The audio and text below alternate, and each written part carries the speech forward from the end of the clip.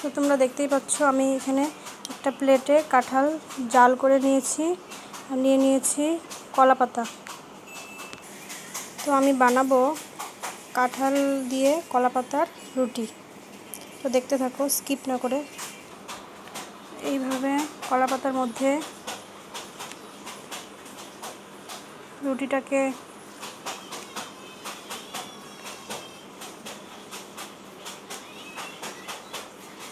এভাবে ছড়িয়ে দিতে হবে, দেখতে থাকো। তো এইভাবে একটা একটা করে সাজিয়ে নেব। আমার একটা কমপ্লিট। তো আমি এইভাবে কাঁঠালের রসটাকে এইভাবে ছড়িয়ে নিলাম। তো এর মধ্যে দেওয়া আছে 1 হাতা চিনি, চালের গুঁড়ো আর পরিমাণ মতো আটা গুঁড়ো। তো তোমরা চাইলে এটার মধ্যে দুধও মিক্সড করতে পারো। তো আমার বাড়িতে দুধটা ছিল না আজকে, তাই আমি দুধটা দিতে পারিনি। তোমরা চাইলে দুধটাকেও অ্যাড করতে পারো। তো ভিডিওটা দেখতে থাকো। এভাবে একটা একটা করে আমি সাজিয়ে নিচ্ছি। তারপরে এটা এই অর্ধেক পাশটা দিয়ে এটাকে এভাবে চাপা দিয়ে দেবে।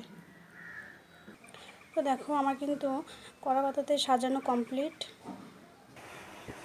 আমি তাওয়াতে ভাজবো, তাই তাওয়াটা বসিয়ে দিয়েছি।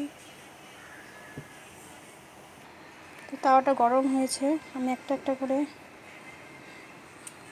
পাতা সাজিয়ে রাখবো।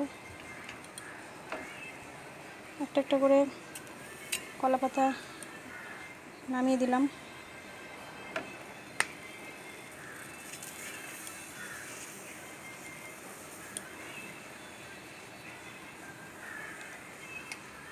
হালকা জালে এটা ভাজতে হবে।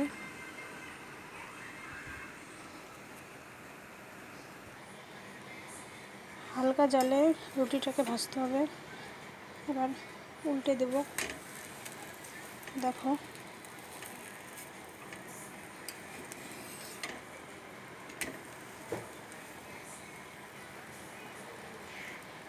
উল্টে দিয়েছি। রুটিটা ভাজা হয়ে গেলে পাতার কালারটা এরকম দেখাবে। ভাজা হয়ে গেছে, তাই আমি নামিয়ে নিচ্ছি।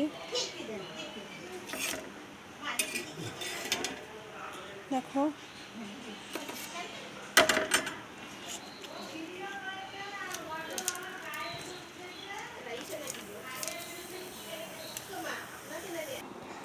তো আমার ভাজা হয়ে গেছে। আমি এবার কলা পাতা থেকে রুটিগুলোকে তুলে নেব।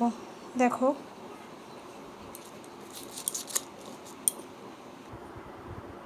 দেখো কলা পাতা থেকে রুটিগুলোকে তুলে নিচ্ছি।